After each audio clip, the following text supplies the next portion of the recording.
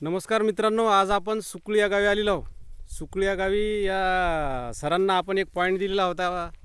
त्याला जवळपास 8 दिवस झाले. त्याच्या तोंडून ऐकू की पाणी कसं लागलं म्हणून. सर, तुमच्या बोरला मागच्या वेळेस आपण पॉईंट दिला होता दुसऱ्या शेतात, तर पाणी कसं लागलं तुम्हाला? पाणी तुम्ही ज्या पद्धतीने सांगितलं होतं त्याच पद्धतीने पाणी लागलं.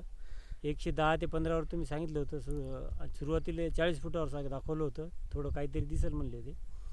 त्याच्यानंतर 115 वर एकदम फुल लागलेलं आहे आपल्याला.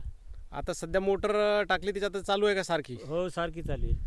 2 दिवसापासून मोटर सारखी चालू आहे. आता यांना आपण जवळपास 8-10 दिवसापूर्वी दिला होता पॉईंट त्यांना तो, आणि त्यांनी तो घेतला या 3 दिवसामध्ये. तर ते एकदम बेस्ट पाणी लागलं. आता त्यांना इकडं एक संत्र्याचा मळा आहे बघा, सुकळीलाच आहे त्यांचं शेत. या संत्र्याच्या मळ्यामध्ये आपण एक पॉईंट काढलेला आहे. हा इथं पॉईंट काढला मित्रांनो. याच्यामध्ये आपण रांगोळी टाकून अधोरेखित केलेलं आहे. याची खोली वगैरे त्यांना डिटेल सांगितलं आपण. आता याच्यामध्ये आपण 4 लाईनीचा पॉईंट काढलेला आहे. याच्यामध्ये ही जी लाईन आहे ही आहे आपली 45 फुटाची.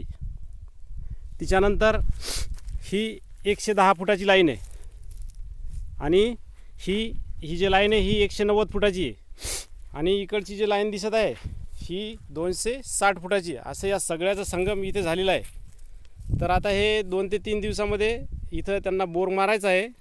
बोर मारल्यानंतर आम्ही तुम्हाला याचा व्हिडिओ टाकून देऊ, आणि व्हिडिओ टाकल्यानंतर तुम्ही ते सविस्तर पाहून घ्या. धन्यवाद मित्रांनो. आता बोर मशीन, आता हे संत्र्याचा मळा आहे. रात्री जर मशीन आली ते झाडं वगैरे काय दिसणार नाही, पण दिवसा जर आली ते झाडं वगैरे सगळे तुम्हाला दिसतील. नाही तर मग तुम्ही कमेंट टाकता की पॉईंट दुसरीकडेच घेतला आणि बोर दुसराच दाखवला. तर तसं नाही, इथं बघून घ्या. आता सध्या संत्र्याचा मळा आहे.